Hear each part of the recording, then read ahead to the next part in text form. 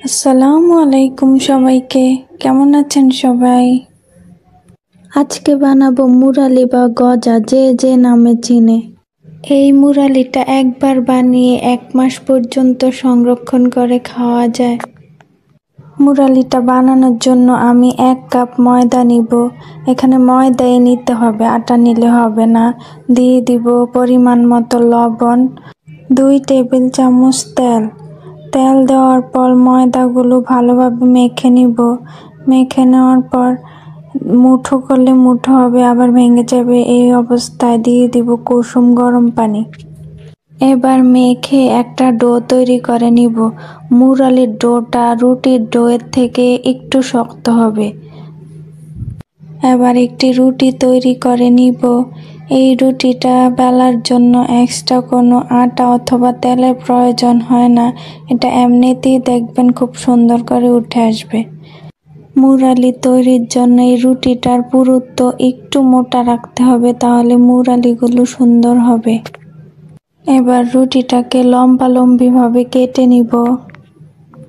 এরপর মাঝখানে আরেকবার কেটে নিতে হবে। আপনারা নিজেদের পছন্দ মতো সাইজ অনুযায়ী কেটে নিতে পারবেন।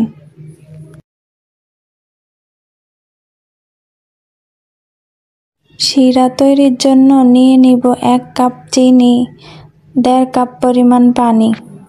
লো আঁচে কিছুক্ষণ রান্না করে নিব। ফ্লেভারের জন্য দিয়ে দিব 3টা এলাচ। এই শিরাটা একটু ঘন করে তৈরি করতে হবে। শিরা তৈরি হয়ে গেলে মুরালিগুলো ভেজে নিব। মুরালি ভাজার জন্য নিয়ে নিব পরিমাণ মতো তেল। আর লো আঁচে মুরালিগুলো ভাজতে হবে, না হলে পুড়ে যাবে।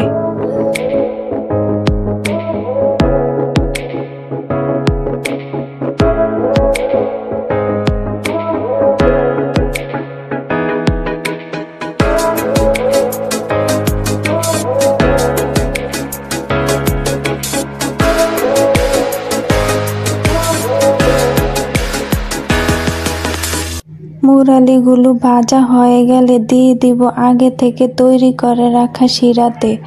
শিরাতে দেওয়ার পর কিছুক্ষণ জাল করে নিতে হবে।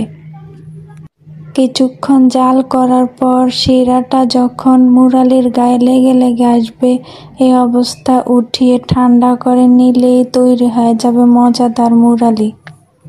এই মুরালিটা বাচ্চা থেকে বুড়া সবাই অনেক পছন্দ করে। একবার বানিয়ে রাখলে অনেক দিন সংরক্ষণ করে খাওয়া যায়।